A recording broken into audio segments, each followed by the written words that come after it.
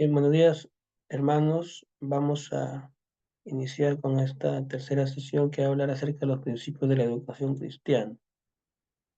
Voy a compartir mi pantalla. Ahí está. Principios de la educación cristiana. Como primer punto, vamos a ver una diferencia entre instrucción y educación, ¿no? Algunos lo llaman diferencia entre predicación y enseñanza, ¿no? He escuchado a uno decir, por ejemplo, no, yo no predico, yo solo enseño, ¿no?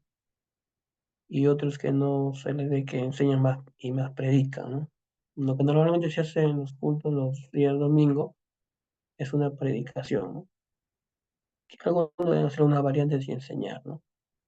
Por ejemplo, a mí me gusta más enseñar que predicar. Entonces hay una diferencia entre instrucción y educación, ¿no? Y para esto hay una frase, ¿no? Dice, instruir puede cualquiera, educar solo quien sea un evangelio vivo, ¿no? Instruir o informar puede cualquiera, pero educar solo quien sea un evangelio vivo. Y vamos a entonces educar. La diferencia está en que la instrucción informa, por ejemplo, ¿no? Los libros de la Biblia, el Génesis, las historias, la doctrina, ¿no? Informa, es información, ¿no?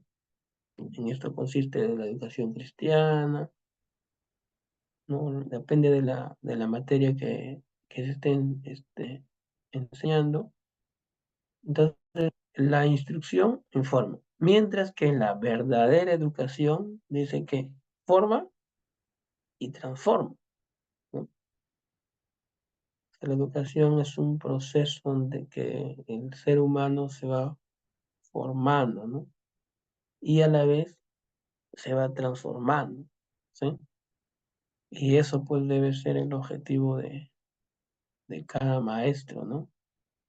Los que tenemos la oportunidad, ¿no? El privilegio de enseñar, debemos hacerlo con ese enfoque. No solamente instruir, ¿no? No solamente dar información como maestros, sino que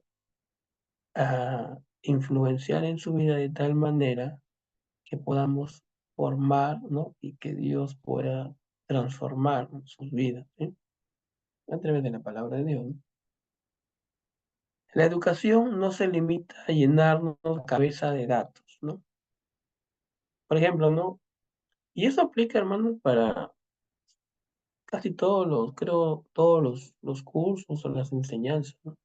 Por ejemplo, si enseñamos historia cristiana, ¿no?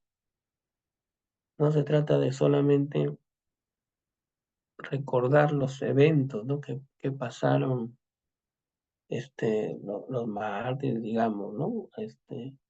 Personajes o los eventos, ¿no? A través de la historia cristiana, sino cuáles son los principios que puedo yo rescatar de ello y aplicarlo, ¿no? Por ejemplo, cuando hablamos de los sufrimientos que pasaron los mártires o los cristianos, ¿no? Para no negar su fe.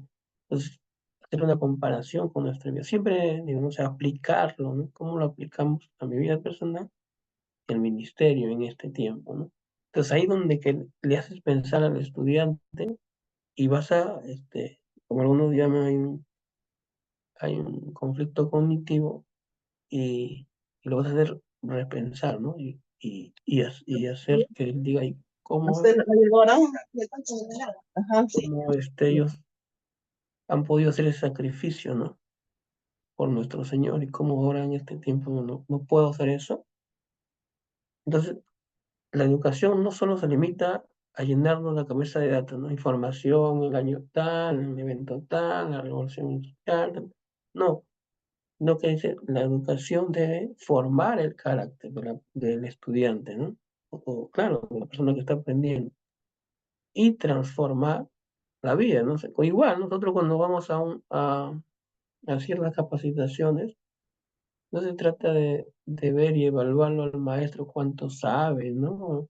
Sino que estar preparados para que Dios use a ese maestro y podamos, de la información que él tiene, ¿no? Pueda formar nuestra vida, ¿no? Pueda transformar nuestro carácter. ¿sí? Entonces vamos profundizando un poco más y haciendo esta diferencia entre instrucción y educación. Ahora, en la iglesia, al mismo tiempo que instruimos, nuestra meta de ser formar y transformar.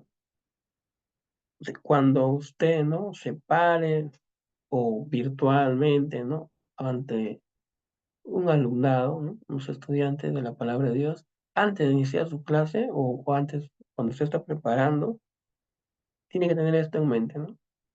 Siempre lo repito, nuestra meta debe ser formar y transformar. Si usted no logra eso en algunos estudiantes, pienso que no ha cumplido el objetivo, ¿no?, de esa sesión, ¿sí? Porque tiene que provocar un cambio en la vida del estudiante, ¿no?, con lo que usted enseña. Tiene que confrontarlo, ¿no?, con la palabra de Dios, y tiene que decir, no, yo tengo que cambiar en esto. Y a veces, al final, cuando yo enseño, bueno, en la iglesia, pregunto, ¿no? ¿Cómo usted lo aplicaría? ¿Qué le gustaría cambiar de lo que usted ha aprendido, no? Y algunos son sinceros, pues, ¿no? Y dicen, no, esto, lo otro, ¿no? Bien, entonces, esa debe ser nuestra meta, ¿no? De formar y transformar con la enseñanza que se está dando. No leemos la Biblia solamente para enterarnos de que David mató al gigante, ¿no? Por ejemplo, ¿no? Algunos, sí hay, hermano, ¿no? Son que maestros que lo cuentan como una historia y no le dan la aplicación y queda ahí, ¿no? Nos informamos de que David mató al gigante y se acabó, ¿no? Pero puede usted ahí extraer ciertos principios, ciertas enseñanzas, ¿no? Para la vida de los estudiantes, ¿no? Eh, por ejemplo, ¿no? Si hablamos de que mató David al gigante, fue por la confianza que él tuvo en Dios, ¿no? Ese, ese anhelo de que el otro ejército y el gigante, pues Goliat, estaba desafiando, ¿no? O sea, digamos, el querer defender, ¿no? El no, estar conforme, ¿no?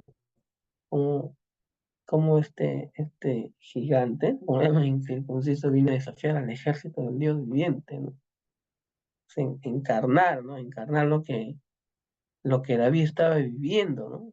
Quizás transmitir eso al estudiante y él pueda ponerse en los pies de David, ¿no? Y ver que hay un ejército que está, que es de Israel, el otro ejército, como este gigante vino a avergonzar al pueblo de Dios, ¿no?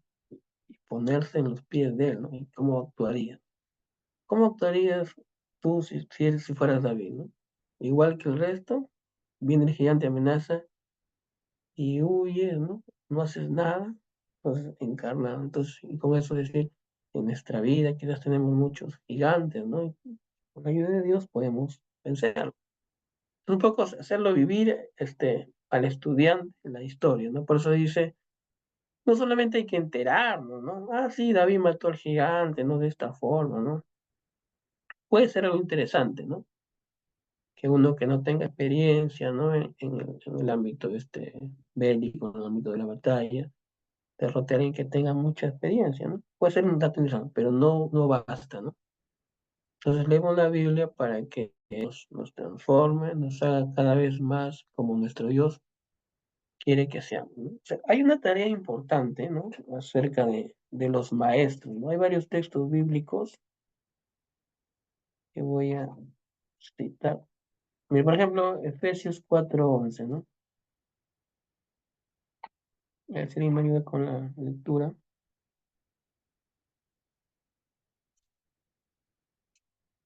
¿Alguien puede ayudar con la lectura? Efesios 4:11.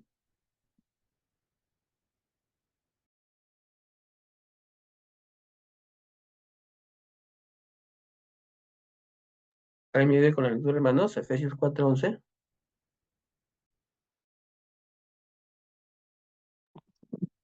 Yo, pastor, y él mismo constituyó a unos pastores, a otros profetas, a otros evangelistas y a otros pastores y maestros. Gracias, hermana Silvia.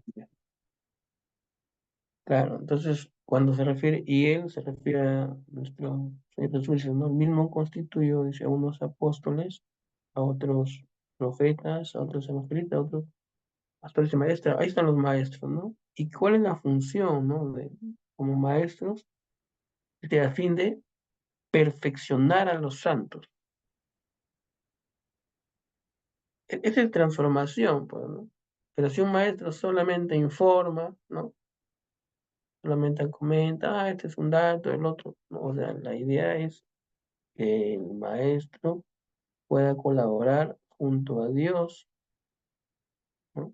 Para, dice, perfeccionar a los santos, ¿sí? Para la obra del ministerio, para la edificación del cuerpo de Cristo, ¿sí? Para que el cuerpo de Cristo sea edificado. ¿Sí? 13 dice, hasta que todos lleguemos a la unidad de la fe y del conocimiento del Hijo de Dios, ¿no? A un varón perfecto a la medida de la estatura del aprendido de Cristo. ¿Quiénes tienen ese trabajo importante? A lo que están mencionando ahí, ¿no? Y uno de ellos es el maestro, ¿no? Y el maestro a través de la educación, ¿no? Y estamos hablando de educación cristiana, ¿no? ¿Cuán importante es la educación cristiana en la iglesia local, ¿no?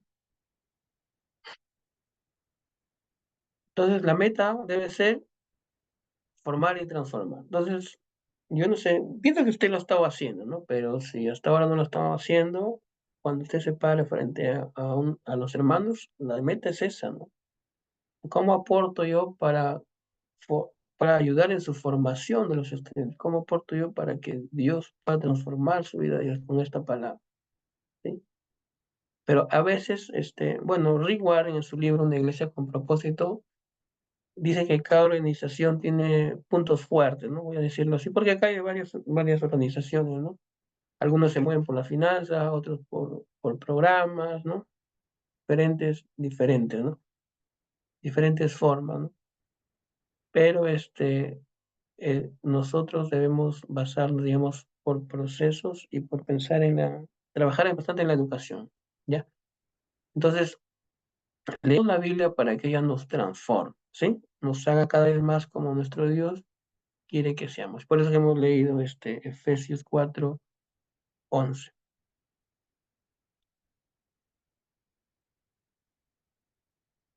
¿Alguna pregunta, algún comentario ahora, hermano? Ya. Estamos viendo la diferencia entre instrucción y educación, ¿no? Ser creyentes bíblicos no significa saber la Biblia de memoria, ¿no? Claro, no. Usted no está, ¿no?, en un seminario, acá en un centro bíblico, ¿no?, para aprender cosas de memoria, o llévalo a cualquier ministerio de educación, ¿no? O en la escuela bíblica, o una escuela de liderazgo, o un seminario. No solamente es para saber la Biblia de memoria, ¿no?, sino que las enseñanzas debemos llevarla en nuestro corazón, ¿no? De tal manera que esa enseñanza forme nuestra vida, ¿no? Y nuestros pensamientos, ¿no? Cuando por ejemplo, ¿no? Cuando nosotros leemos, a ver, el Salmo 1. Oh, Salmo 1. ¿Qué dice el Salmo 1? ¿Alguien me ayuda, por favor? El Salmo 1, que es similar a Josué, cuando Dios le habla a Josué, ¿no? A ver, Salmo 1, por favor. Buenos días, pastor. Buenos días, hermana Abigail. Bueno, la palabra del Señor dice, en el nombre del Padre, del Hijo, del Espíritu Santo, el justo y los pecadores. Bienaventurado el varón que no anduvo en consejo de malos, ni estuvo en camino de pecadores, ni en silla de escarnecedores se ha sentado, sino que en la ley de Jehová está su delicia, y en su ley medita de día y de noche. Será como árbol plantado junto a corrientes de agua, que da su fruto en su tiempo, y su hoja no cae, y todo lo que hace prosperará. No así los malos, que son como el tamo que arrebata el viento. Por tanto, no se levantarán los malos en el juicio, ni los pecadores en la congregación de los justos, porque Jehová conoce el camino de los justos, mas la senda de los malos perecerá. Amén, amén, hermana, gracias. Quiero centrarme en el versículo 2, ¿no? Dice, sino que en la ley de Jehová está su delicia, ¿ya? Uno se deleita en la palabra de Dios, y en su ley, dice, medita de día y de noche, ¿no? ¿Cómo yo puedo entender esta parte de la escritura cuando dice en su ley medita de día y de noche? ¿No? Tiene que ver con nuestros pensamientos, ¿no? Porque no quiere decir que yo voy a estar en la palabra de Dios de día y noche, sino que cuando vamos a actuar, ¿no? En nuestra vida diaria, vamos a recordar la palabra de Dios, sea de día o sea de noche, tiene que ver con nuestros pensamientos. O sea, la palabra de Dios tiene que cambiar nuestro pensamiento. Entonces, cuando vamos a actuar en nuestra vida, ¿no? Medio de nuestra mente, no, esto no es correcto, ¿no? Delante de Dios no está bien, esto es lo que quiero hacer, o este, tengo que hacerlo de esta manera. Según la palabra de Dios, tengo que actuar de esta manera. Entonces, eso es, ¿no? Igual cuando a Josué le dice también, ¿no? Que Josué,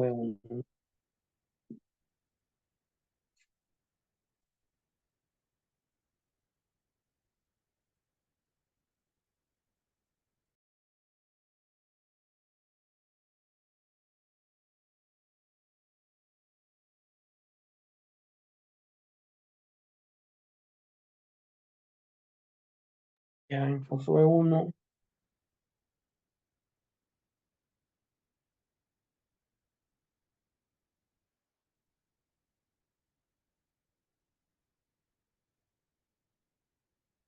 cuando dice, ¿no? El 8, nunca se apartará de tu boca este libro de la ley, sino que de día y de noche meditarás en él, para que guardes y hagas conforme a todo lo que en él está escrito, porque entonces harás prosperar su camino y todo te será claro, porque de día y de noche va a estar la palabra de Dios en su mente, ¿no? Porque ha recibido una enseñanza, ¿no?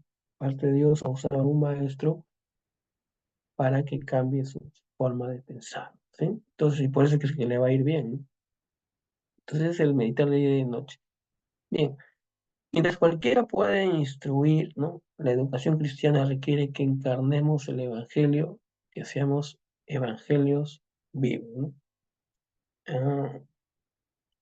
Ah, cuando enseñamos acerca de los dones espirituales, ¿no? Creemos que los dones son un regalo de parte de Dios, ¿no? Entonces, si tiene el don, ¿no? Lo va a hacer bien. Pero más importante, ¿no? Que el don es el carácter que puede tener y desarrollar, formar la persona, ¿no? Por eso dice, ¿no? Cualquiera puede instruir, ¿no?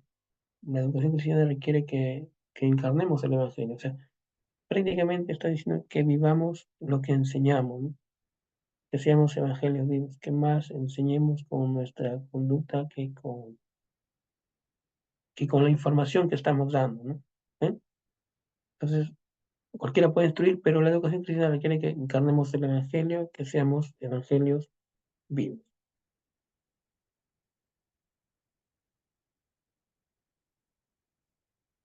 Y ahora vamos a llevarlo un poquito más al nivel de nuestro Dios, ¿no?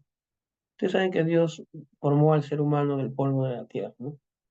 Pero Él sigue formando al ser humano, ¿no? Así fue en un momento, ¿no? Pero Él nos sigue formando, ¿no? Como hemos leído Efesios, hasta llegar a ser como Jesucristo, ¿no?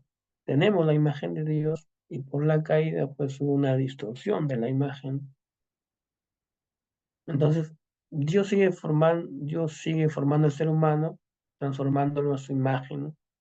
Para que seamos capaces de tener comunión con Él. Ahora, en cuanto a nosotros, la educación cristiana es unirnos al Dios educador, o sea, es participar del trabajo que Él está haciendo, ¿no? Participar en su tarea de formar y transformar a la creación. O sea, como maestros tenemos ese privilegio, de tal modo que todos podamos crecer hasta la medida de la plenitud de la estatura de Cristo. O sea, estamos como maestros porque la educación cristiana, ese trabajo, normalmente lo realizan los maestros, y en este momento estoy hablándole como ustedes maestro, ¿no? Maestro de la palabra de Dios, Entonces, participamos con Dios, ¿no? Tenemos este privilegio, ¿no? De poder formar a los demás estudiantes, ¿no? No sé si tienen alguna pregunta, algún comentario hasta ahí, hermanos.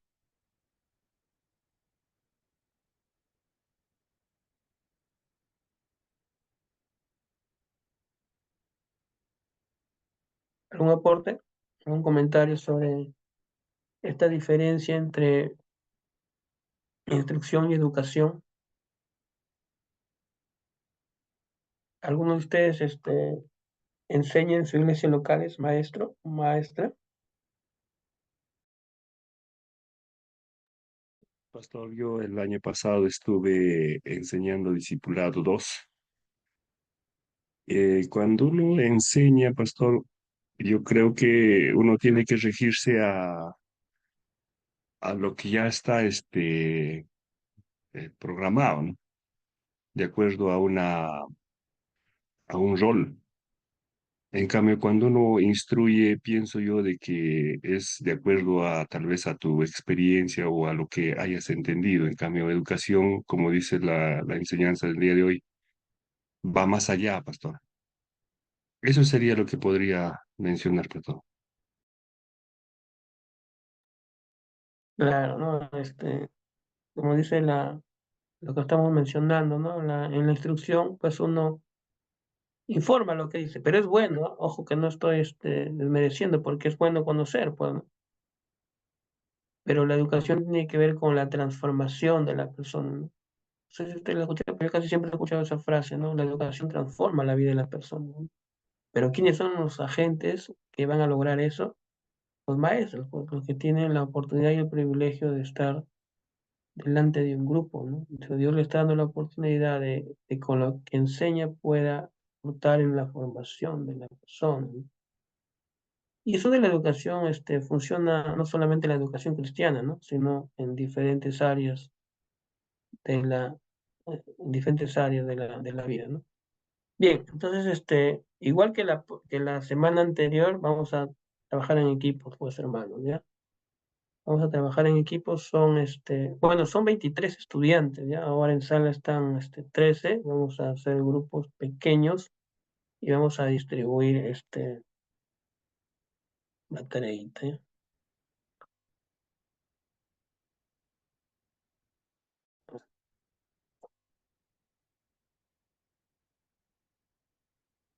Entonces, el contenido es el propósito de la educación cristiana, que sería el grupo número 1, ¿ya?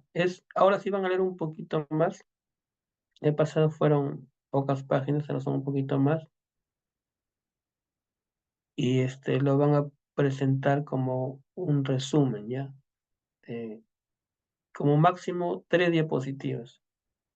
El propósito de la educación cristiana, según el autor, ¿no? El perfil del educador cristiano, el segundo grupo. El tercer grupo, la educación cristiana en la iglesia local. El cuarto grupo, el diseño de la clase, sesión de clase. Y el quinto grupo, destrezas en el manejo de la Biblia. Para terminar, el sexto grupo, técnicas educativas para la escuela bíblica. Ya, entonces voy a hacer una división aleatoria, como la semana pasada, y hacen la lectura, preparan un PPT, como máximo tres diapositivas, y luego lo ponen, ¿no? Yo estoy en la sala, cualquier consulta me llama, me pueden llevar ahí una opción en Zoom para poder atender. Igual me yo voy a estar recorriendo los grupos, ¿ya? Entonces, voy a formar los grupos y tienen aproximadamente 25 minutos para realizar el trabajo. Esa es la división, ¿ya?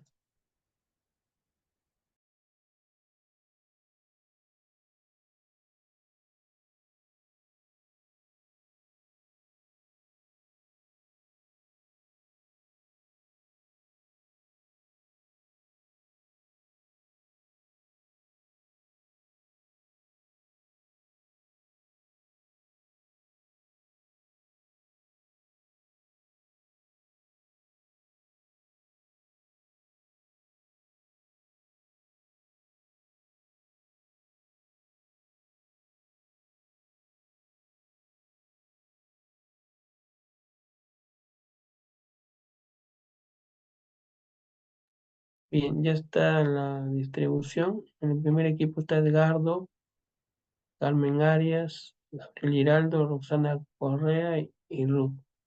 En el segundo grupo, Abigail Mejía, Leslie, Marcia Corrales, Solange.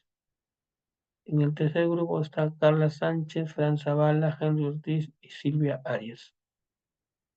Ingresen a su grupo de hermanos, por favor.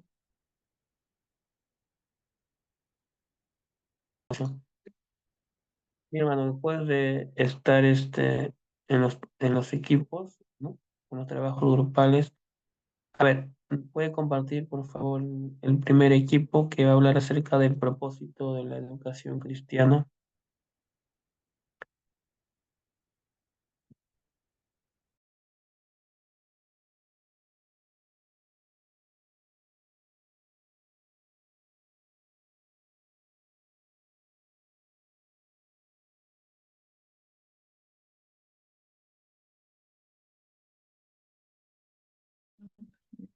Hermanos, buenos días con todos. Bueno, ¿se ve? Sí, ¿no? Creo que sí. Sí.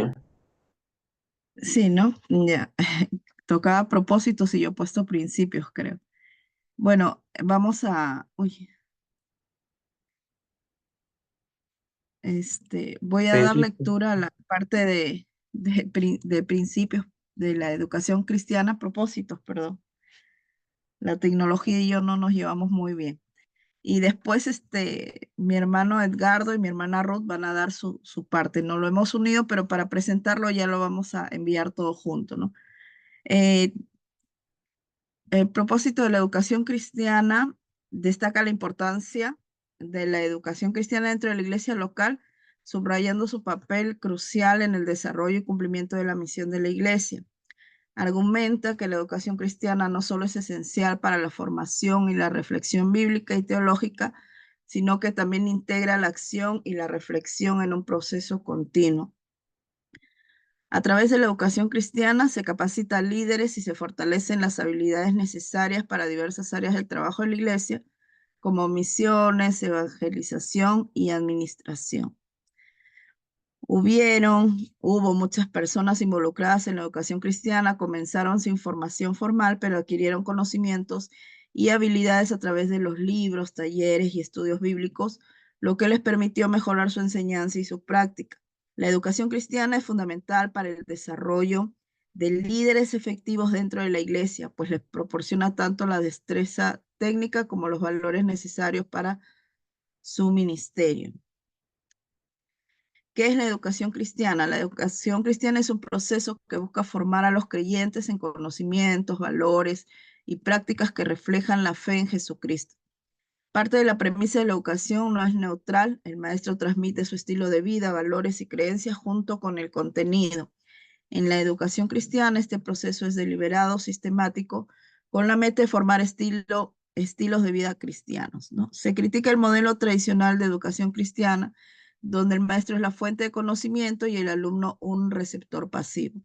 En cambio, se promueve una educación basada en el diálogo, la interacción y el aprendizaje mutuo entre maestros y estudiantes, destacando la importancia de que los maestros vivan los valores cristianos, ya que transmiten no solamente conocimiento, sino también ejemplo de vida. Su objetivo es que los creyentes vivan como Cristo, renovando su mente y adoptando un nuevo estilo de vida. Este proceso es continuo y debe confrontar los valores del reino de Dios con los de la sociedad, fomentando la práctica de la fe en todos los aspectos de la vida cotidiana. La educación cristiana no solo busca transmitir conocimientos, sino también transformar a los creyentes y su entorno, promoviendo una práctica liberadora de la fe que contribuye a la misión de la iglesia en el mundo.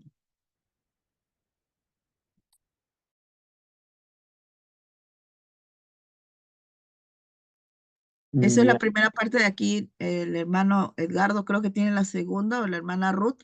Ellos van a continuar lo del capítulo. Adelante, mi hermana Ruth.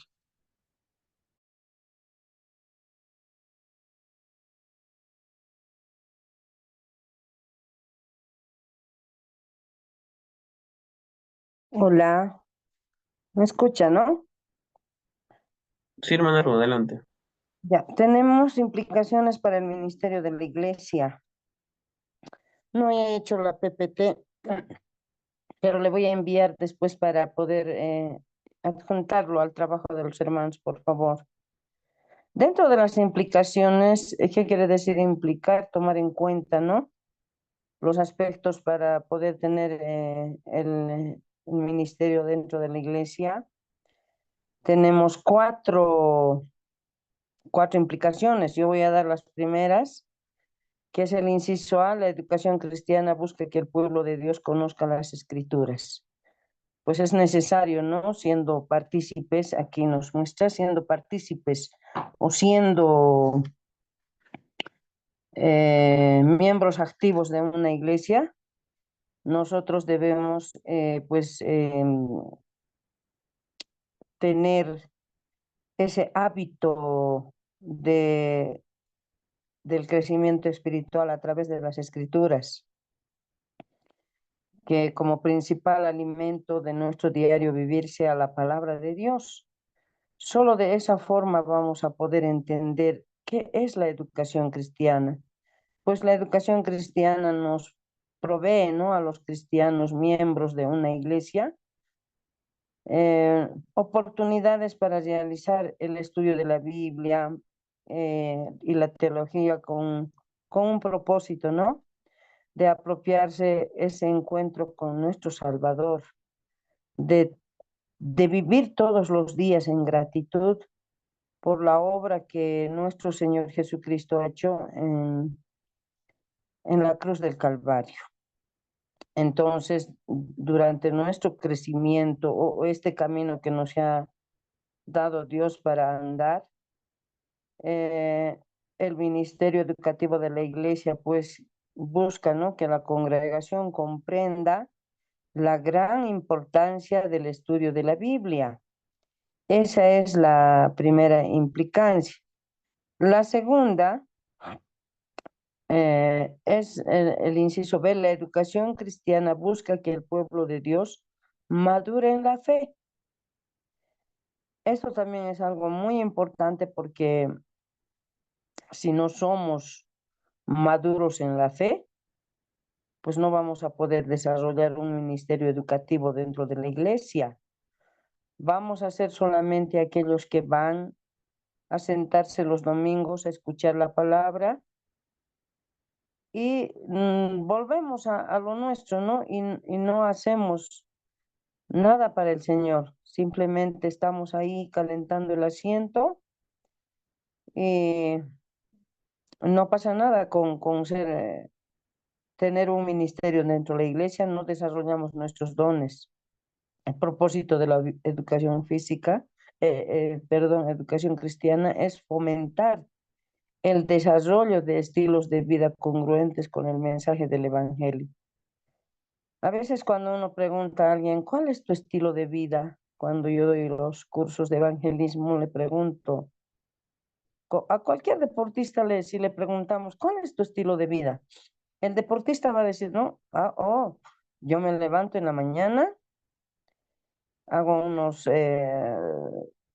cuantos ejercicios, me alimento de esto, como esto, hago aquello, hago un recorrido de trote por 10 minutos, hago mis ejercicios matinales. Su estilo de vida nos va a contar. Y a veces yo encuentro el estilo de vida de un cristiano vacío, ¿no? Cuando le pregunto, ¿cuál es tu estilo de vida? Me levanto en la mañana y voy a mi trabajo. O sea, ese es su estilo de vida, cuando su estilo de vida de un cristiano debía ser y responder, ¿no? Me levanto por la mañana, oro, abro mi Biblia, hablo con Dios, reflexiono, hago mi devocional, estoy en comunión con el Señor todos los días, pero generalmente responden así, ¿no? Directamente a lo secular. Entonces es necesario aquí los principios de la educación cristiana nos muestra esos cuatro acápites y este es el segundo, ¿no? El primero es el crecimiento espiritual, el segundo la fe. Entonces el creyente debe ejercer su juicio crítico constantemente, ¿no? En la iglesia, evaluando los sermones y los estudios bíblicos que escucha. En el hogar también, ¿no? Evaluando si su vida familiar refleja los valores bíblicos de amor, fidelidad y respeto mutuo. En su trabajo, evaluando si las prácticas de su compañía y las órdenes que sigue son congruentes con el mensaje del Evangelio. Y por último, en el mundo, procurando el desarrollo de una sociedad más humana y más justa. ¿Qué quiere decir eso? Que como cristianos nosotros debemos ser siempre útiles, primeramente, dice, a los hermanos en la fe, dice la Biblia, ¿no? Primeramente a ellos, la iglesia, porque somos parte viva no es la iglesia ese edificio, sino la iglesia somos nosotros. Entonces debemos ser útiles primeramente a la iglesia, luego a la sociedad. Pues es importante nuestra relación con Dios a través de la palabra y nuestro crecimiento espiritual, tener nuestra fe únicamente en Dios, puestos los ojos en el autor y consumador de la fe. Gracias, hermano Mario. Ya, gracias. El siguiente, ya quedan solo 2 minutos, ¿ya? Tres minutitos. Sí, sí, sí, en realidad estamos expandiéndonos mucho. Eh, una de las implicaciones, y esta es la tercera, justamente, Pastor, tiene que ver con esta que mencionó nuestra hermana Ruth, ¿no? De lograr el propósito de integrar a cada creyente en la vida de la iglesia.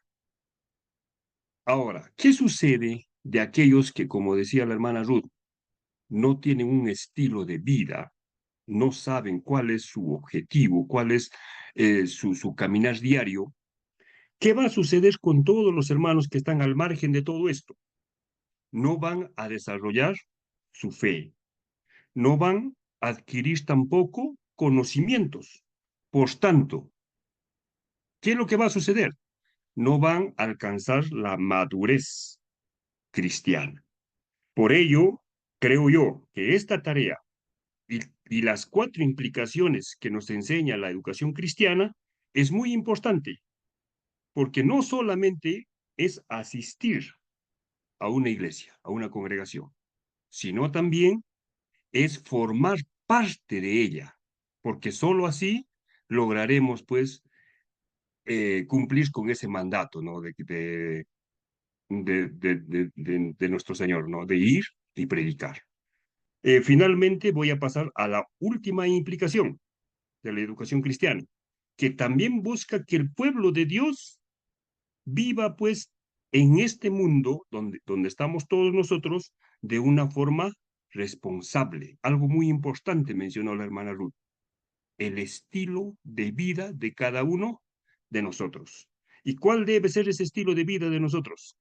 Siempre estar, pues, tratando de no ser, de no estar siempre del pecado, ¿no? Efesios en el capítulo 1, versículo 22 nos dice, ¿no? De que tenemos que tener a Cristo como nuestra cabeza y nosotros tenemos que resistir al pecado y Él huirá de nosotros. O sea, tenemos que tener un estilo de vida, pero que el resto nos ve. Conclusión, pastor. La educación cristiana tiene como tarea conseguir, desarrollar y capacitar líderes que sirvan al pueblo de Dios. Todo líder cristiano es siervo de Jesucristo y compañero de la fe de los demás creyentes. Muchísimas gracias. Muy bien, un aplauso virtual para este primer equipo. Muy interesante, ¿no? Lo que podemos aprender de este autor, ¿no? Y también, porque tenía algunas preguntitas. No sé si alguien de los otros equipos tiene pregunta. Bueno, comienzo el material definiendo. ¿A qué lo llaman educación bancaria? ¿Han leído ese concepto? Creo que está en la parte de la hermana Susana. el autor cita a otro autor, ¿no? Dice que hay un concepto de educación bancaria. ¿Alguien puede responder?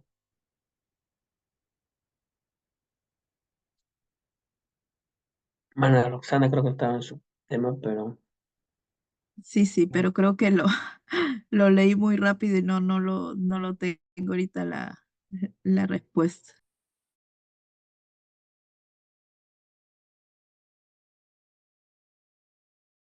voy a ubicarlo ya para... Porque es un punto importante. Creo que sí lo mencionó, pero lo conceptualiza, ¿no? Como educación bancaria. Creo que sí, creo que lo había entendido mal y lo leí como educación cristiana, creo que sí lo consideré en el PPT, pero voy a revisarlo.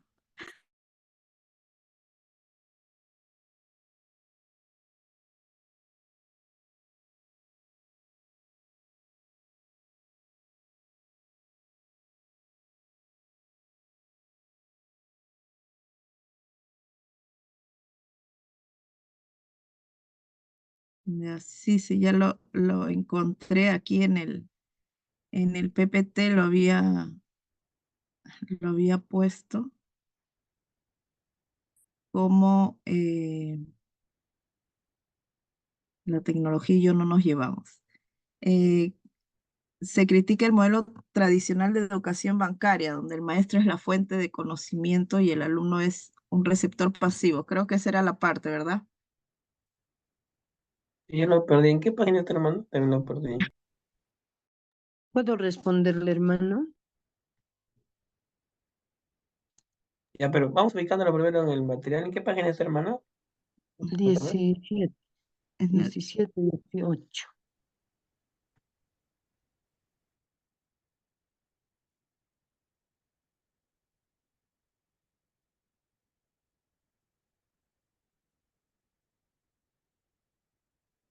¿Lo encontró? Ya, ahora sí, al finalizar, ¿no? La página 17. Sí. Sí. Hay unos que consideran la educación como un proceso por medio del cual el maestro les... Sí, les comentaba también temprano, ¿no? Pero entonces ya lo podemos poco conceptualizar, ¿no? Pero eso sí se da a veces, pero en los que son conferencias, así, ¿no? Pero siempre estamos diciendo que los maestros, en realidad, porque usted ahorita está como estudiante, pero hay momentos que está como maestro, ¿no? O sea, aprende de los propios estudiantes, ¿no? Y la educación es una interacción entre ambos. Entonces, la educación bancaria considera al estudiante como lo llama como un depósito, como una vasija, ¿no? Un receptor. Donde, ¿cómo? Solamente lo consideran como un receptor. Ajá, como un receptor, ¿no?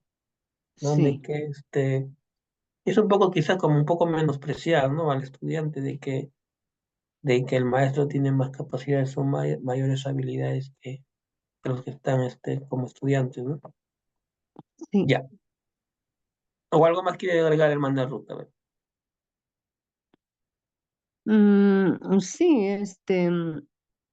eso pasa, ¿no? En las iglesias y no debe ser así. A veces, ya mire, estamos ya en el siglo XXI.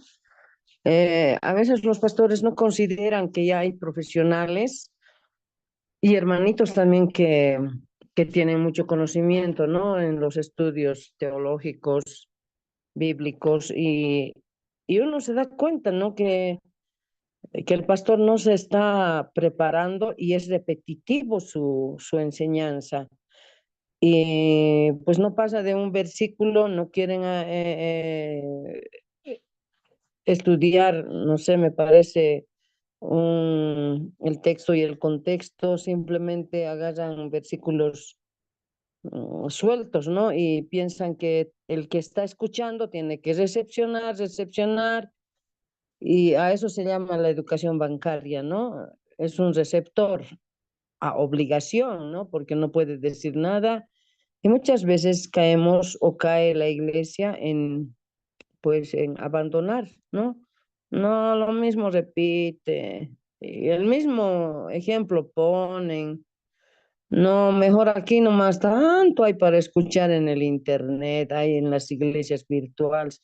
Prefiero entrar a eso, dicen, ¿no? Entonces, todos los que son pastores, líderes, debemos tomar en cuenta eso, ¿no? Que es muy necesario tomar en cuenta que ahora están preparados, la peor si es en el ámbito tecnológico digital.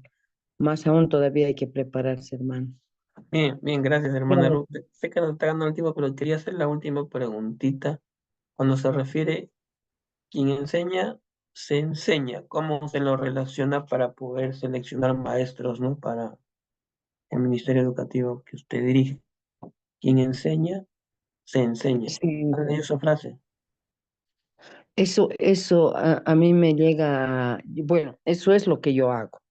Un cristiano debe ser siempre enseñable, ¿no? Enseñable, saber escuchar.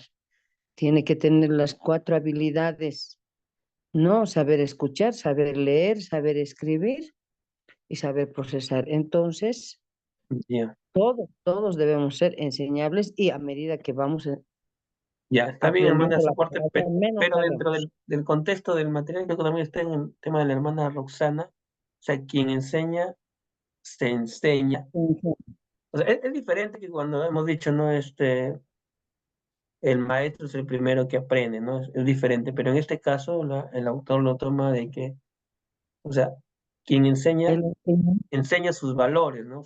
Enseña sus posiciones, sus creencias, sus habilidades también, ¿no? Por eso hay que tener cuidado a la hora que seleccionamos a los maestros, porque como le digo, puede tener el don maestro, pero a veces hay algunas, todavía le falta mejorar cierta parte de su carácter, ¿no? Bien, avanzamos con el grupo 2. Menos de 10 minutos, por favor. Adelante.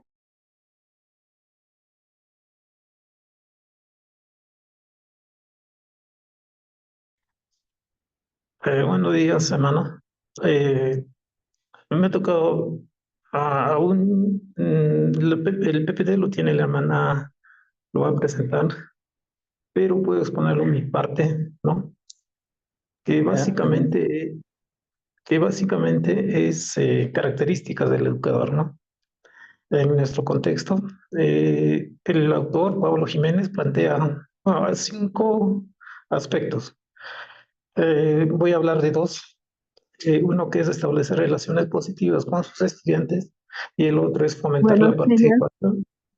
Pero para participación. compartir las diapositivas, ¿cómo sería, hermano Mario?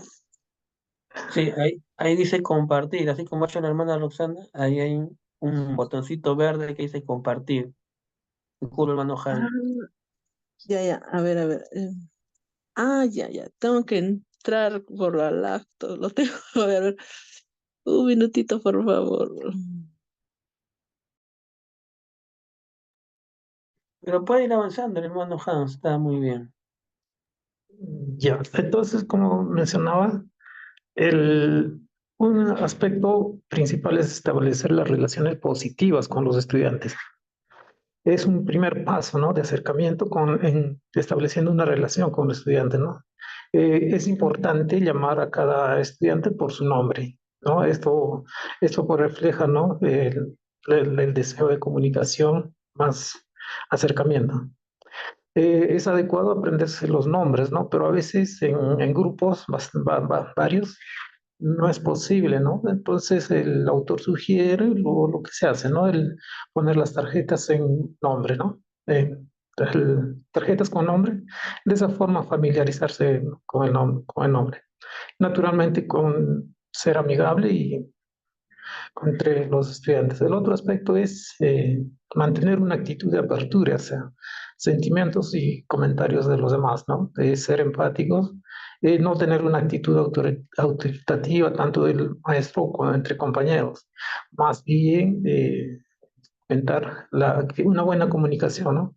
Un acercamiento. Y para esto el autor sugiere que conversando dentro de la aula y también fuera de ella, ¿no?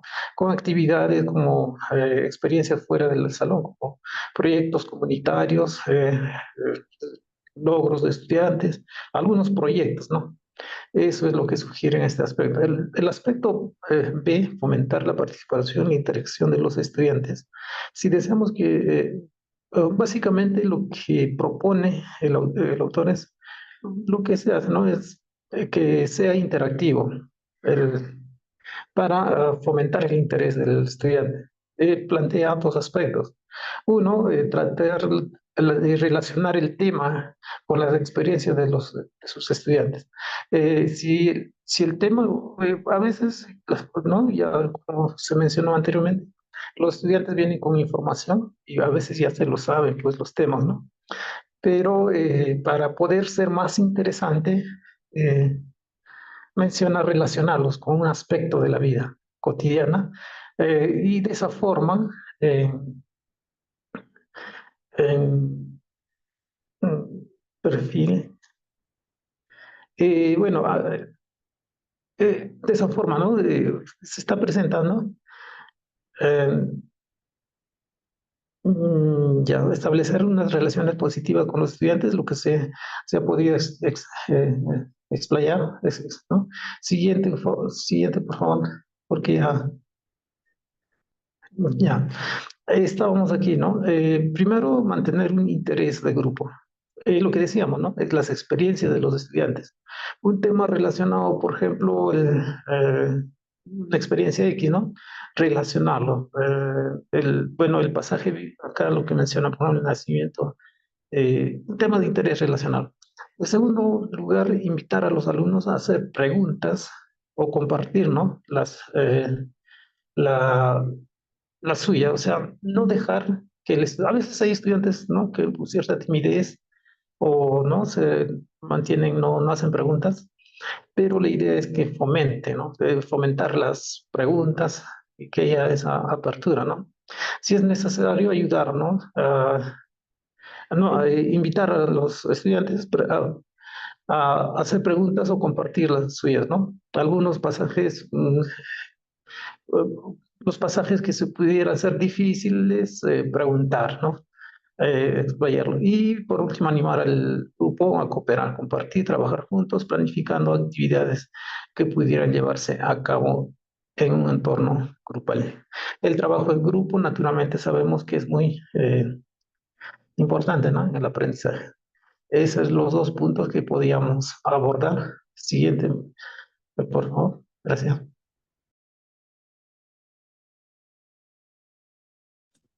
Mm, Bueno, siguiendo con la exposición, vamos a ver que como tercer punto o tercera característica es ofrecer instrucciones claras y concisas y precisas, ¿no? Si nosotros tenemos un grupo, esto va a necesitar que la clase, bueno, la clase sea provista de instrucciones necesarias, ¿no? Para llevar a cabo lo que son distintas actividades que están en el plan de enseñanza. Algunos consejos que se puedo dar para llevar a cabo estas actividades con el grupo de enseñanza. Bueno, en primer lugar, vamos a tener que enumerar los pasos necesarios para poder completar la actividad, ¿no? Esto va a ayudar a que el grupo pueda visualizar la actividad y le va a dar un sentido de dirección. Lo segundo que tenemos que hacer es ofrecer instrucciones claras para llevar a cabo cada paso de la actividad. O sea, tenemos que redactar instrucciones donde debemos utilizar verbos simples, como por ejemplo, lea, use, escuche, selecciona o escriba o haga una lista, ¿no? Y se debe escribir las instrucciones con claridad y presentarlas al alumno, ¿no? Ya sea en una pizarra, en una hoja, en una lámina o ser usadas también por un proyector. Y tercero, vamos a tener que los estudiantes que no están familiarizados con la actividad, nosotros debemos proveer suficiente tiempo para que ellos puedan experimentar y practicar lo que se requiere para realizarlo. ¿No? Si deseamos que los estudiantes puedan responder de forma creativa a una lectura o una presentación, se tiene que proveer lo que son las guías necesarias y las instrucciones al comienzo de cada actividad. De este modo vamos a tener que los estudiantes no van a tener que interrumpir la experiencia educativa porque ya las instrucciones han sido claras desde el inicio. Ya, como cuarto punto, vamos a tener que se debe fomentar la creatividad. Vamos a tener que existen factores que limitan la creatividad, como también hay factores que fomentan la creatividad. Uno de los limitantes van a ser, por ejemplo, las personas que sufren de perfeccionismo. Estas personas rara vez van a poder querer experimentar algo diferente porque no aceptan errores, ni los propios ni quizás de los demás.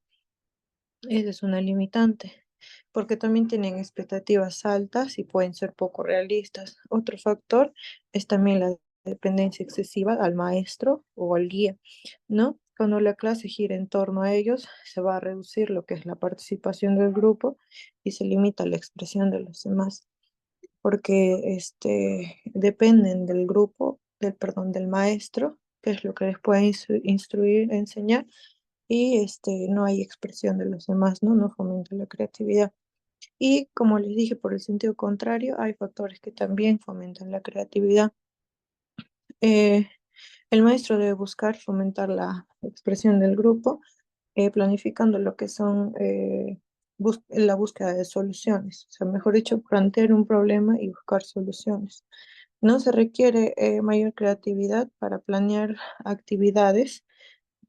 estas actividades como maestro, pero es importante también proveer oportunidades y el tiempo suficiente para que los estudiantes puedan tomar decisiones, experimentar y practicar en conjunto todo lo que se les está planteando. Eh, todo esto debe hacerse en lo que es un ambiente de aceptación y respeto. Para fomentar la creatividad de los estudiantes, podemos seguir diferentes pautas, como por ejemplo, en primer lugar, debemos proveer la información necesaria, ¿no? Para llevar a cabo cada actividad, el estudiante no debe frustrarse, sino debe tratar de hacer algo que él entiende. Por eso es que nosotros debemos proveer la información necesaria. En segundo lugar, debemos proveer los materiales necesarios también para llevar a cabo las actividades, ¿no? Para que a medio camino el grupo no se desilusione porque le falta material para no poder llevar a cabo la actividad. En tercer lugar, tenemos que ofrecer alternativas para cada actividad, ¿no? Em, Sabemos que no todos los estudiantes tienen la misma destreza o el mismo desarrollo, ¿no? Entonces debemos ofrecer alternativas para que cada persona escoja lo mejor para desarrollar la actividad, ¿no? Por ejemplo, ¿no? Si nosotros desarrollamos una actividad de hacer un mural, entonces puede haber personas que puedan seguir un patrón, puedan recortar y pegar láminas, otras personas que puedan dibujar, otros que puedan hacer sus propios trazos, o sea, darle alternativa a los estudiantes. Y de esta manera van a poder desarrollarse y desarrollar su creatividad. Y en cuarto punto está que nosotros debemos apoyar a los estudiantes y ser accesibles. O sea, mejor dicho, que debemos permanecer en el grupo. Cuando están trabajando en la actividad, debemos supervisarlo y hacer que cada estudiante pueda preguntarnos, ¿no? Sus dudas, su inquietud. Si es que se trabaja, por ejemplo, con grupos pequeños, entonces podemos resumir las actividades del grupo, ¿no? Para poder dar instrucciones, pero que también podamos guiarlos, estar al tanto de ellos. Eso es con respecto a lo que es fomentar la creatividad. Buenos días. Continuando, bueno, el otro punto, ¿no? Que es nutrir la fe de sus estudiantes. La educación cristiana es el propósito de modelar, formar el carácter del creyente, la imagen de Cristo. El maestro efectivo debe cultivar de tres elementos para ayudar a sus estudiantes, ¿no? A crecer en la fe. Esto incluye relacionar el tema de estudio o sea, con sus personales experiencias, ¿no? Las necesidades, el interés, identifica y dice con los eventos, a personajes, temas bíblicos, establecer una correlación entre la historia bíblica y su propia historia. Como vemos, como maestros de escuela dominical, bueno, en este caso yo que enseño a los niños, a los adolescentes, ¿cómo tengo que llegar a ellos, no? O sea, nutrir con ese la fe, o sea, tengo que captar primero, empezando con los niños, captar que ellos me capten, digamos, el interés de cómo debo llegar a ellos, ¿no? Y además que todos los niños, ¿cómo les captamos a ellos? Con imágenes, con juegos, con dinámicas, donde ellos están mirando, observando colores, están mirando, están concentrados. Una forma de eso es que ellos, al ver que ellos tenemos ya captado su vista, sus ojos, su mente, ellos hacia nosotros, hacia las maestras, entonces ahí es donde nosotros tenemos que llegar a ellos, ¿no? En la enseñanza, lo que queremos llegar, o sea, digamos, ejemplo, ¿no? La vez pasada yo ya enseñé con la fe, ¿no? Entonces, un ejemplo, un hombre de fe, ¿quién era? Era Abraham, ¿no? Entonces, fue que ellos, cuando yo les enseñé con imágenes de los visuales y ellos miraban, ¿no? Entonces, al captar a ellos, no es mucho tiempo porque se van a aburrir. Exagerando 5 a 10 minutos con los niños para que ellos puedan estar atentos y escucharlos, ¿no? Como dice, los personajes y temas bíblicos, ellos van a mirar, ellos van a estar ahí preguntando, tal vez levantando su manito, estar un poquito de repente distraídos, pero van a estar ahí atentos con nosotros, ¿no? Porque después de 10 minutos ya están haciendo un poquito de ruido, bulla, ya no hay una forma de poder ya llegar otra vez a ellos, ¿no? Es momento de captarlos entre 5 a 10 minutos a ellos, y ahí están atentos, ¿no? Al igual que la historia, ¿no? Del leproso, el evangelio de una historia encantada por su gracia y misericordia, ¿no? El maestro debe enseñar a los estudiantes a compartir sus intereses, creencias, valores y esperanzas, ¿no? Y el uso de casos de estudio para explorar los valores motivados y nuestra reacción ante el problema, ¿no? Ahora dice, finalmente, ahí me equivoco, ya, el maestro debe enseñar a sus estudiantes a orar por los otros, a enfrentar su solidaridad con Dios y nutrir la fe de sus estudiantes. En las enseñanzas siempre hay para enseñar, para orar, así como oraba Daniel, así como oraba Ana, varios ejemplos de personajes de la Biblia que oraban, ¿no? Y también esa solidaridad, ¿no? Así como ha habido del leproso, el buen samaritano. O sea, los niños están aprendiendo muchos valores en cuanto a las enseñanzas bíblicas que les estamos nutriendo, ¿no? Y esa es una forma de poder llegar a ellos y ellos aplicar eso de la iglesia donde están aprendiendo a su hogar, en su familia, sus papás, en el colegio, en su entorno, ¿no? He aprendido, esto me enseñó que debo de ayudar a mi prójimo, que debo de orar, debo de amar, debo de hacer mucho, ¿no? Ellos están gastando, ellos están aprendiendo y van hacia el entorno al otro lado, ¿no? De su familia, en el colegio donde ellos están. Ahora, en la conclusión, nuestra hermanita, pasamos. Buenos días, amados hermanos. Bueno, concluyendo con el tema de este capítulo del libro, concluimos que todos estamos de acuerdo que la educación y la enseñanza es un ministerio, ¿no? Y hay que considerar a los maestros que tenemos hoy y que hemos tenido en nuestros primeros pasos de fe, porque ellos han sido llamados por Dios y algunos han sido confirmados ya en el ministerio de maestro, pero todos son inspirados, ¿no? Y si alguna vez nosotros podemos también trazar la palabra y ser maestros, tener seguidores o tener, bueno, una comunidad de alumnos, tenemos que modelar a Cristo, ¿no? Ese es el perfil del educador que Dios quiere, es modelar a Cristo, que ellos puedan ver más que palabras, ejemplo, ¿no? Y que puedan ver el carácter de Cristo revelado en nosotros, en el momento de nuestras reacciones, cómo reaccionamos ante los problemas, ante las opiniones diferentes. En todo tiempo debemos demostrar que estamos eh, sirviendo a Cristo y que por Él estamos haciendo lo que hacemos, ¿no? Entonces tiene que ser un ministerio que se ejerza por un llamado, no por obligación, no porque es imposición, sino por un llamado. Tiene que gustarle a la persona, enseñar, compartir, comunicar. Entonces, para eso la persona tiene que empezar a cultivar. Si tiene un pequeño talento en la enseñanza, bueno, creo que tiene que ser más esforzado para que pueda desarrollar más estrategias de enseñanza, sobre todo hoy en un ámbito donde las telecomunicaciones, toda la tecnología nos juega en contra, porque hay mucha actividad ahí por ese lado, hay mucha competencia indirectamente, porque hay mucha entretenimiento, entonces queremos llegar a nuestros alumnos, tenemos que ser muy creativos, como Jesús lo hubiera hecho en su tiempo también, y como si estuviera entre nosotros Jesús, yo estoy segura que Él utilizaría herramientas tecnológicas, utilizaría formas de llegar a los jóvenes, a los adolescentes, a las personas adultas, pero el propósito siempre es modelar el carácter de Cristo y ser como Cristo, ¿no?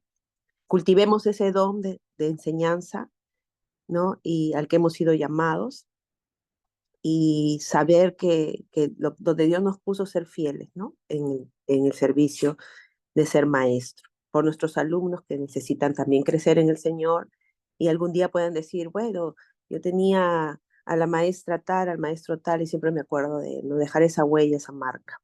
Eso sería todo. Muchas gracias. Muy bien, gracias, hermana Len, hermana Solange, Ana Marcia, hermano Hans, y creo, no sé si me olvido de él. Bien, gracias por su participación. Venían algunas ideas a mi mente, ¿no? Por ejemplo, una vez yo recuerdo cuando aplicábamos este texto, tú pues sufre penalidades como buen soldado de Jesucristo, ¿no? Y a veces lo que no hemos sido soldados no comprendemos, ¿no? Pero ahí hay que aprovechar, quizás preguntar a la audiencia, ¿no? ¿Quién ha servido en el ejército? Y recuerdo un hermano dijo, yo he servido en la marina, y comienza ahí, ¿no? Como si el hermano Hans a interactuar con los estudiantes o usar la experiencia que ellos ya traen, ¿no? Y sobre ello afirmar o reforzar lo que uno quiere enseñar. Tiene hermanas online también con respecto de ser creativos. Por ejemplo, alguien mencionó también, ¿no? De algunos que pueden dibujar, el grupo de la enseñanza sobre David y Goliat. Alguien puede dibujar, ya, ¿no? Y sale y dibujó a David, a Goliat, el escudero, la piedra, ¿no? Tirar. O tengo otra oportunidad cuando estuve enseñando sobre el reino del sur, el reino del norte, ¿no? Entonces, ambos grupos, ¿no? Ya, uno es el reino del norte y el otro es el reino del sur, ¿no? Y había características, pues, ¿no? Entre los reyes, ¿no? Y hay características entre los reyes. En otra ocasión, cuando enseñé acerca de cómo cruzaron el río Jordán, ¿no? Entonces ya vamos a hacer un teatro, ¿no? Cómo que sucedió esto, ¿no? Cómo cruzaron. Que habla Josué, ¿no? Y se hicieron su teatro, ¿no? Entonces es un poco utilizar las metodologías, ¿no? No siempre es el maestro es el que lo sabe todo, ¿no? Y dar una educación bancaria, como decían, donde los estudiantes solo son los depósitos, que no es usarlos a todos porque todos tienen que lo que enseñar y los maestros también aprenden de los estudiantes. Bien, hermanos, el tercer grupo, 10 minutos. Miren, les voy a proponer algo, ¿ya? Las prácticas de experiencia que tenemos, ¿no? Y ese es nuestro último curso para terminar la carrera de auxiliar técnico de estudios ministeriales. Lo vamos a hacer de 11 a 11 y media, en las media hora voy a dar las indicaciones, ¿no? Y de ahí van a venir las posiciones de experiencias formativas, ya las prácticas 2. Entonces, 10 minutitos, entre el grupo, terminamos y nos volvemos a conectar a las 11, ¿ya? Para dar las instrucciones sobre experiencias formativas en situaciones reales de trabajo y con eso estamos terminando el programa. Adelante, el grupo. Gracias, hermana Marcia.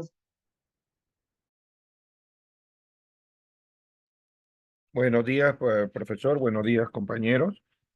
Voy a empezar. Estamos con el hermano Fran, ya con él va a ir poniendo las diapositivas. Lo que nos ha tocado es la educación cristiana en la iglesia local y integramos la hermana Silvia Arias, quien le habla, la hermana Carla Sánchez y el hermano Fran Zavala, ¿no? Entonces vamos a pasar a la introducción. La educación cristiana es una tarea de toda la iglesia. La congregación aprende por medio de la adoración, la predicación, los estudios bíblicos, la evangelización, la mayordomía y el compañerismo cristiano. Este primer párrafo es lo que nos detalla el autor en su libro, pero hemos agregado un poquito de nuestra propia experiencia.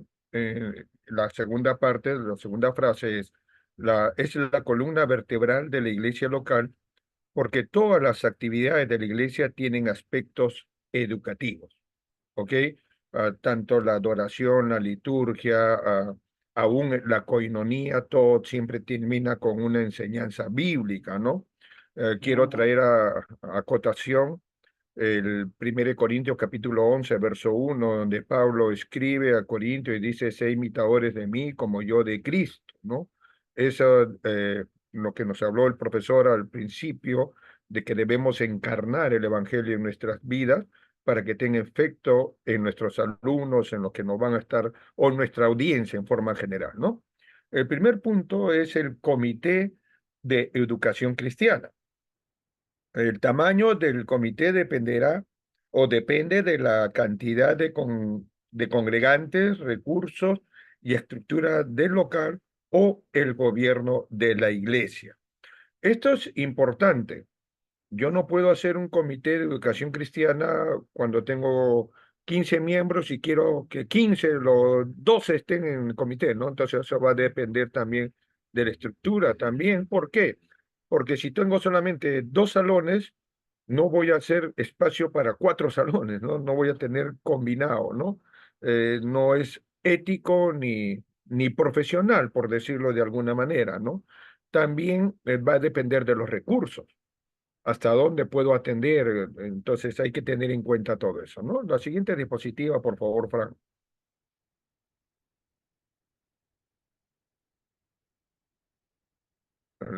Ok. Ok, con el punto 2 tenemos lo que es la superintendencia de la escuela bíblica dominical. Dice que otra persona clave en el desarrollo de la educación cristiana es quien ocupa la superintendencia de la educación bíblica dominical. Dice que esta debe procurar el buen funcionamiento de las distintas clases que componen la escuela bíblica. Y dentro de eso el autor menciona algunas tareas. Esa es, por ejemplo, una de procurar que tanto los maestros como los estudiantes de las distintas clases tengan materiales curriculares correspondientes. Yo me puse a pensar un poquito cómo era en mi iglesia esto, entonces sí tenía, ¿no? Cierta currícula para poder desarrollarla al momento de ejercer, por ejemplo, la clase, lo que es el liderazgo, ¿no? Ahora también dice que debe procurar que los maestros tengan los materiales educativos que necesiten. Eso depende bastante, también creo, a mi punto de vista, es que cómo es la metodología en este caso, de lo que es el maestro, ¿no? Porque obviamente sí hay maestros que exponen de una manera excelente, otros que se ayudan de materiales audiovisuales, etcétera. Pero en este caso, el superintendente o la persona encargada debe procurar que esos materiales estén a disposición del maestro, ¿no? Para que se le facilite en este caso esa tarea. Dice también que debe asignar a cada grupo un salón o área más apropiada para dar la clase. Y esto, igual haciendo un poquito de memoria, me hacía acordar cuando empezaba también lo que era el liderazgo, había ambientes un poquito no adecuados, ¿no? Incluso a veces en temporada de lluvia como que no ayudaba mucho. Hoy en día sí han cambiado mucho las cosas, pero sobre todo ver ese salón y esa área que sea la más correcta, ¿no? De cuidado del frío, en este caso, como les decía, de lo que es la lluvia, y que sea lo más apropiado para que no cause algún tipo de interferencia, ¿no? En lo que se puede estar enseñando, ¿no? Y después también dice que debe coordinar el calendario de trabajo voluntario de los distintos maestros. Eso debe ser planificado, eh, entendiendo que son fechas, horas adecuadas, para que sea realmente un trabajo probo, ¿no?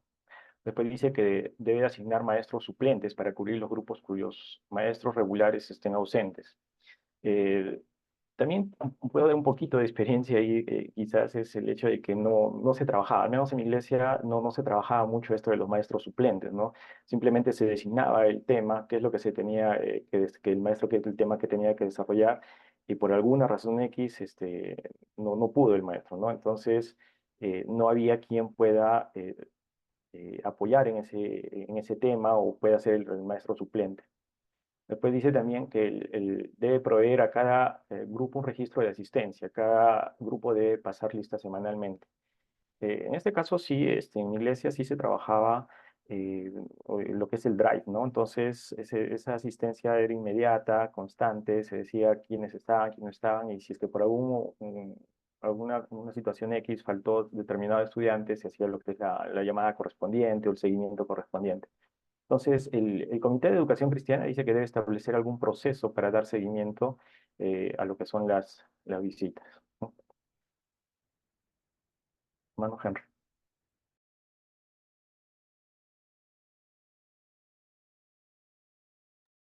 Ok. Vamos a continuar y este punto de las responsabilidades del Comité de Educación Cristiana, digamos que está enlazado con el primer punto que les estaba hablando. En el primer punto cabe también resaltar de que el comité debería tener un presidente que a la vez puede ser el ministro de la Escuela de Educación Cristiana, puede ser un pastor asociado o asistente, ¿ya? Y los grupos, como dije, van a depender del tamaño, de la cantidad, de acuerdo a los congregantes.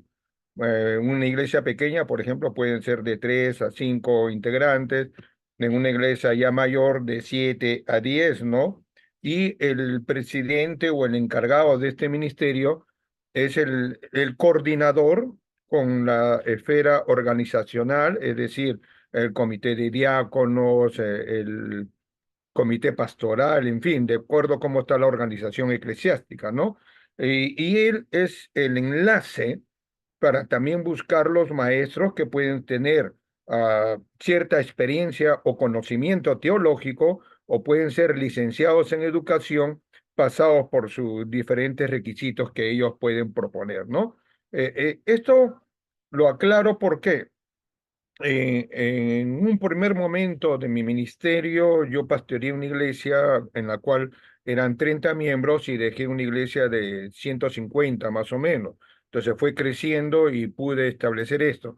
Hoy encuentro con una misión que hemos prácticamente reevangelizado y empezar, ¿no? Nuestra congregación ahorita son de 6 a 12 que van congregando en la semana, ¿no? Y se está instituyendo. Ahí hay una gran diferencia en tomar una iglesia ya constituida, que ya tienen programas y te ciñes a ellos, y una gran diferencia en una misión donde tienes que establecerlo. Prácticamente el pastor o el misionero viene a ser el hombre de orquesta y va levantando, ¿no?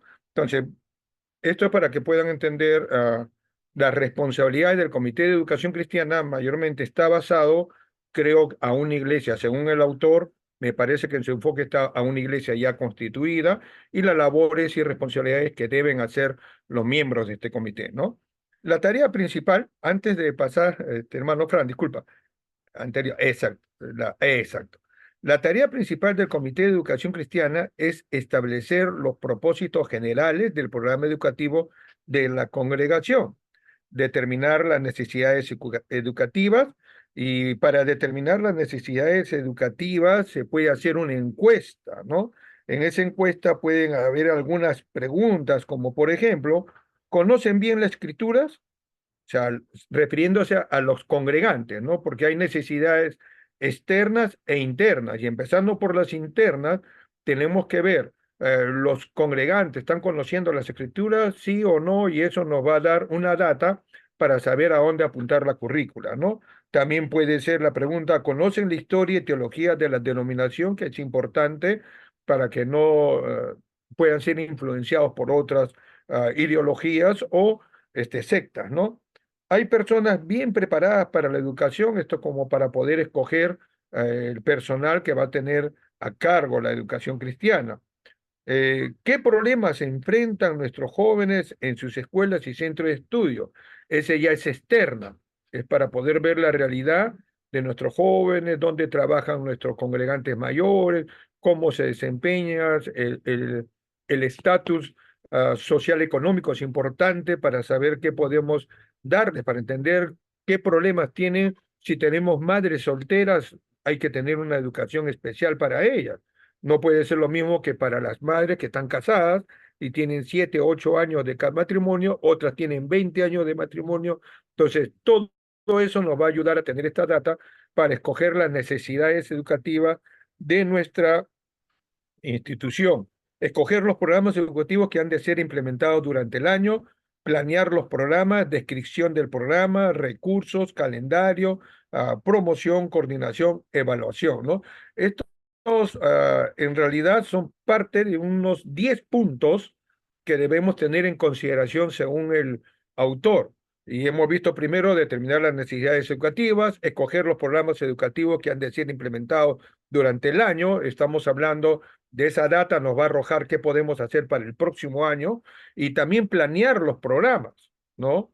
de qué tiempo, las horas de estudio, entendiendo algo principal, y esto es, no lo he podido leer o lo he pasado por alto, rápidamente hemos hecho una lectura veloz, pero es importante el auditorio, porque podemos tener una congregación que escasamente llegó a secundaria. Entonces, su nivel intelectual es un poco más bajo, no tienen, por ejemplo, la capacidad de lectura, no tienen eso como hábito, cómo estimularlos al hábito de lectura, y todo eso tenemos que tener en cuenta para planear los programas, ¿no? Para poderlo implementar. Y a eso hay que añadir la descripción del programa, los tiempos, a quiénes vamos a llegar, por cuánto tiempo se va a dar determinada lección, y de ahí cómo continuamos, ¿no? Los recursos es importantísimo, porque en recursos no podemos, por ejemplo, no tenemos impresora y queremos hacer libros, y por libro va a ser muy caro, no tenemos ese recurso. ¿Cómo bajamos el costo? ¿Cómo hacemos llegar o cómo financiamos en todo caso, ¿no? En la escuela dominical esto se ve en las EBDB, por ejemplo, cómo proveemos los premios, los sorteos, el mismo material de EBDB, ¿no? Todo eso. Y el calendario, las fechas durante el año a cumplir, ¿no? La promoción, netamente, es la publicidad de los programas, ¿no? En los anuncios, en el periódico mural, todo ello. La coordinación, coordinar con los otros comités o ministerios de la iglesia para que esté entrelazado. También la evaluación, tienes que tener control de cómo va aceptando las clases, cómo va la asistencia, porque si la asistencia baja, habría que preguntarnos qué está ocurriendo, ¿no? La otra diapositiva, por favor. 4, implementar los programas. ¿Cómo lo implementamos? Es decir, cómo lo presentamos ya, ¿no? Determinar el currículo para la iglesia local. Acá encontramos de dónde sacamos las fuentes, netamente. Cuando hablamos de materiales, hablamos de fuentes denominacionales de nuestra propia corriente doctrinal, fuente de una sola casa publicadora, es decir, una editora, una librería, de ahí nomás vamos a sacar, o de diversas casas publicadoras, por favor, ¿no? Por ejemplo, puede ser la Casa Bautista, puede ser CLIE, en fin, tantas editoras que hay, ¿no? Puedes combinar materiales perdón, libre selección, tener la libertad, ¿no? De poder seleccionar, producir sus propios materiales. Esto es ideal, hermano. Esto es ideal. En la primera iglesia que pastoreé, teníamos esa idea, y lamentablemente cuando quisimos implementarla, le propuse a un grupo de pastores extranjeros, ya habían destinado este dinero a otra iglesia. O sea, nos ganaron por puesta de mano. Si no hubiéramos dejado ahí una imprenta, ¿no? Es importante tener esto. Ahora, bueno, es una OXI, ¿no? F, la preparación del personal docente. Y otro punto importante, y quiero correr, ¿ya? Otro punto importante, ¿por qué? Porque sin personal, sin la capacitación de personal docente, ¿qué vas a dar? ¿No? Imagínate débiles en la fe, ¿no? G, la organización de la escuela bíblica dominical. Importante, en mi caso lo hago hasta los 12 años. Hay otros que lo hacen para adolescentes y aún para jóvenes. No estoy hablando de la reunión o el ministerio en sí, sino la escuela dominical. Yo pienso, según la Biblia, que a partir de los 12, 13 años ya deberían estar en el culto principal, ¿no? Pero también hay que preparar las clases para los preescolares, escolares, y los preadolescentes, ¿no? H, la evaluación de la escuela bíblica dominical. ¿Cuántos están asistiendo a la escuela bíblica dominical? Todo, como escuché anteriormente, el rol de asistencia, ¿no? Y visitarlos en sus casas. Y establecer el calendario anual de educación cristiana. Como le dije anteriormente, de qué fecha, qué horarios, y establecerlo, ¿no? Y J, hacer una propuesta para el presupuesto del área de educación cristiana para el próximo año. Un poco como que hacen el presupuesto de lo que se necesita y de lo que tenemos, ¿no? De esa manera, ver cómo cubrimos los gastos, la implementación. Si una iglesia ya es grande y ya está teniendo un anexo, quién va a ir allá, qué maestro va a ir y cómo solventamos también los pasajes, ¿no? Que debe incluir eso, ¿no? Aparte de las copias y todo eso, ¿no? Que es interesante. La próxima, por favor, Frank.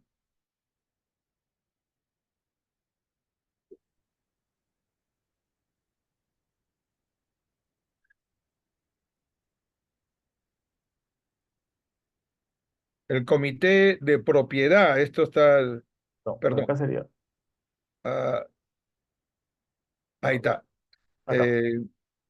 Ya, ese eres tú. Sí. Relaciones con otras instancias de la Iglesia.